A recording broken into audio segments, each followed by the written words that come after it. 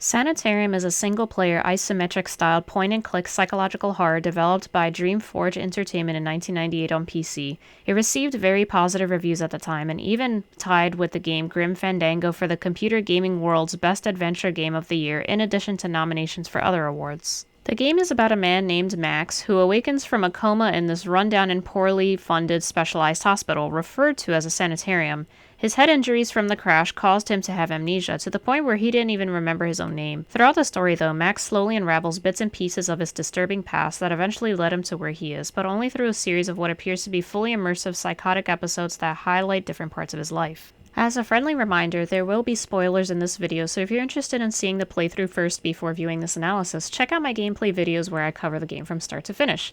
Lastly, before I get started, if you do enjoy this video, make sure to click the thumbs up and hit the subscribe button. I would really appreciate it. Now it's time for the analysis. Max first wakes up as a patient in a dilapidated sanitarium with his head fully bandaged, mummy-styled, and no clue as to how he got there. The beginning cutscene does show a tragic car crash where the car veers off the highway and down the cliff, which is implied that that's what happened to Max prior to being a patient at the sanitarium. The way that the car appears to malfunction, much to Max's confusion, also implies foul play, which I'll talk more about later. He is convinced that he's not supposed to be at the sanitarium, even though he starts having hallucinations as early as 20 minutes into gameplay. These hallucinations and moments of psychosis blur the line between fiction and reality, and correspond to how Sanitarium is broken up into chapters and then subchapters. There are 9 total chapters, and each one has anywhere between 1 to 3 subchapters, with each subchapter taking place in a different bizarre location. Because this game is centered around Max's psyche, he'll be the character I'll be mostly analyzing. But before I get into his backstory, I want to go on a slight tangent and talk about sanitariums. While I was doing my research for this video, I figured it would be helpful to differentiate the difference between different institutions such as sanitariums, sanatoriums, insane or mental asylums, and psychiatric hospitals. Maybe you've heard the terms insane asylum and mental or psychiatric hospitals, but what do they all mean? Can they be used interchangeably, or are they different? Insane asylums, lunatic asylums, whichever term you're familiar with, these were like the precursor to the modern-day term psychiatric hospital. Historically, they were pretty much prisons because of how poorly understood mental illnesses were. These institutions were focused on restraining these individuals, while psychiatric hospitals now are for diagnosing and treating mental illnesses. Sanitariums historically were places where people with infectious diseases or long-term illnesses were treated, such as tuberculosis, so think mid-19th century to mid-20th century. These institutions were mostly private run and were usually located out in a nice countryside away from the general population to prevent an outbreak, but also because it was believed that fresh, clean air in nature would contribute to a patient's healing. And keep in mind that this was before antibiotics were invented. This does make sense since sanitarium comes from the Latin word sanitas, which means health. Sanatorium, on the other hand, comes from the Latin word sanare, meaning heal. But from my understanding, the terms sanitarium and sanatorium refer to the same kind of institution. Sanitariums, both as a term and as a medical facility, became antiquated with the advancement of modern medicine, but slowly converted to being institutions for those diagnosed with mental illnesses. This is now where you get the modern term psychiatric hospital, as they're now called. For our beloved protagonist Max, even though he was in a coma for the entire game, we as the player were initially led to believe that he was admitted to a sanitarium following the nearly fatal car crash that caused his head injury. At this point in time, sanitariums were used as facilities for those with mental illnesses, which can be observed in the first playable scene of the game, with Max surrounded by other patients exhibiting severely unusual behavior. Players will continue to believe that Max is undergoing multiple episodes of severe psychosis as his mind takes him across worlds and alternate personas representing emotionally straining moments of his life. With one main character to analyze, we'll take a look at what each of these alternate realities represented to Max. Within Max's dream state, we see him in different worlds that represented different aspects of his life. We had the sanitarium, which was the most recurring through the tower cells in Chapter 1, the courtyard in Chapter 3, the laboratory in Chapter 5, and the morgue and cemetery in Chapter 7. The other locations were a ghost town with disfigured children and an evil alien entity in Chapter 2, a circus trapped on an island, as well as a mansion in Chapter 4, a creepy insect cyborg hive colony in Chapter 6, an ancient Aztec village in Chapter 8, and an abstract final boss-like location in Chapter 9. What the hell are you doing? Excuse me? Cutting my research department in half? Pulling most of my funding, despite the fact that my department, my research is coming remarkably close to a cure? Oh, your research. May I remind you that the Mercy Foundation was created around the success of my hope drug, not vague promises of a cure? Rather than wasting resources on an entirely new path, you need to channel your energies toward making the Hope drug better.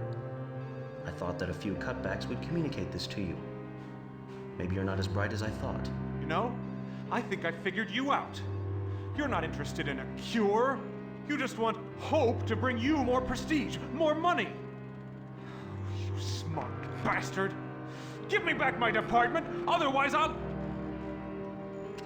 leave. I'll take my research with me and find a company that's more concerned with finding a cure than filling its pockets.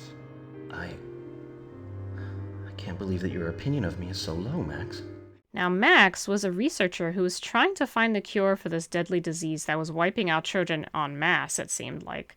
Throughout the game, we'd come across radios that would give news reports of the deadly disease spreading, as well as some mention of a cure called Hope. It was implied that Max wholeheartedly worked hard to find this cure because the disease claimed his sister Sarah's life when he was just a child. However, he was under the care of Dr. Morgan in his lab, and in Max's flashbacks, we see that Morgan wasn't interested in finding the cure because he realized he could make a lot more money by treating the disease while keeping the children sick. Once Max caught on to Morgan's true intentions, he sabotaged Max's car so that he could get into a fatal accident. Max instead fell into a coma but did have a chance of survival. This can be seen in the climax where Morgan tries to slip lethal poison into Max's IV to once and for all cover up his evil deeds. Max battles to wake up from his coma in the final puzzle, and when he succeeds in doing so, he wakes up in real life and is reunited with his wife and their new baby. Morgan watches from afar as the credits roll, with the radio announcing Morgan's arrest following the discovery of his intention to maximize profits by refusing to find a cure. This whole infectious disease clearly affected Max all these years, and he felt a deep responsibility to save all these children from suffering the same fate as Sarah.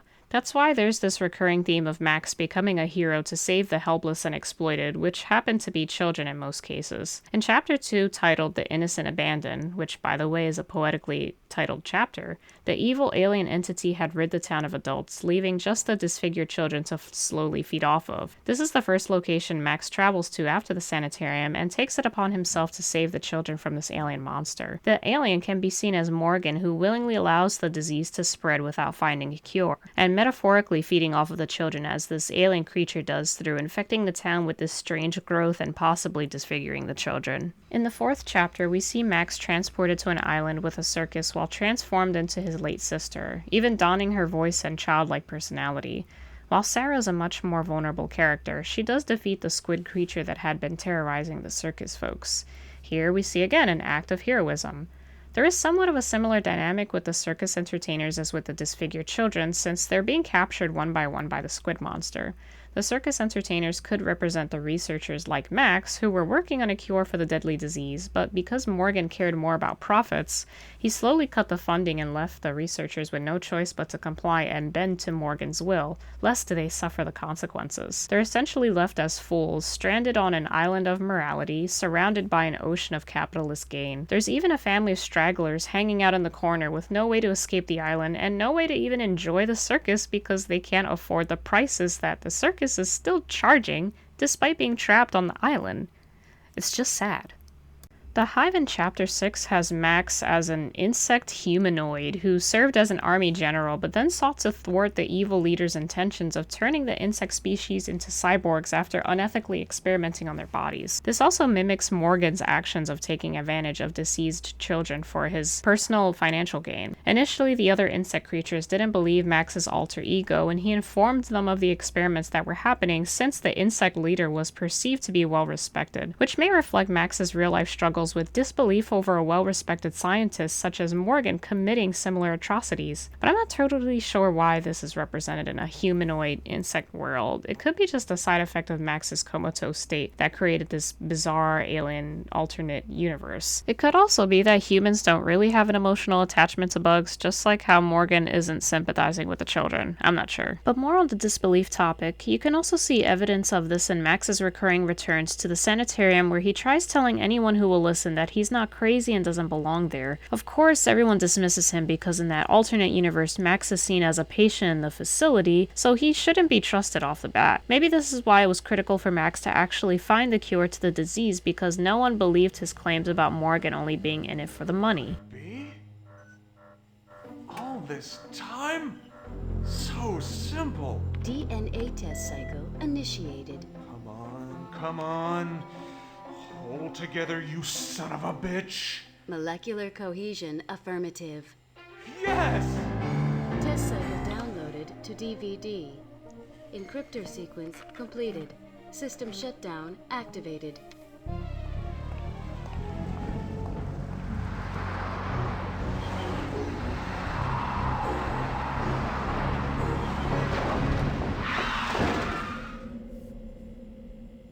The ancient Aztec village was the last definitive world that Max travels to before the abstract final boss world, and in this one he plays a deity whom the villagers once worshipped but later abandoned faith in after Quetzalcoatl slaughtered most of the village. Max's alter ego eventually comes to the rescue and delivers justice, even though the village was nearly wiped out. It was briefly implied that Max finally discovered the cure for the children's virus from a recent excavation in what appeared to be an Aztec village, which might be why this environment manifested in Max's comatose state. In addition to the theme of feeling the need to save everyone, Max felt the uphill battle of being one individual against Morgan, who was not only a well-respected member of the scientist community, but who also represented a larger corporation involved in infectious diseases. So going against Morgan could have very well ruined his career. It certainly put his life in peril since Morgan went to great lengths to have Max killed, but he overcame all of that in the final act when he battles to wake up before the poison that Morgan slipped into his IV gets injected into his body. This final confrontation comes after the culmination of every world he's visited manifests in the final boss world in Chapter 9. By coming to terms with his sister's death and overcoming Morgan's attempts to thwart his research and end his life,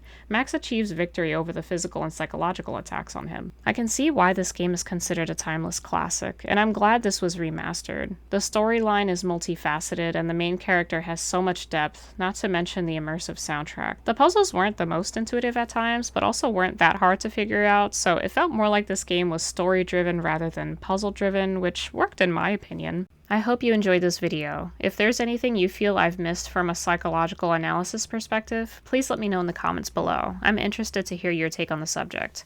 Otherwise, don't forget to like and subscribe. I'll see you in the next game. This surprising development comes just a few short months after the corporation made its cure for the DNA V virus available to the public.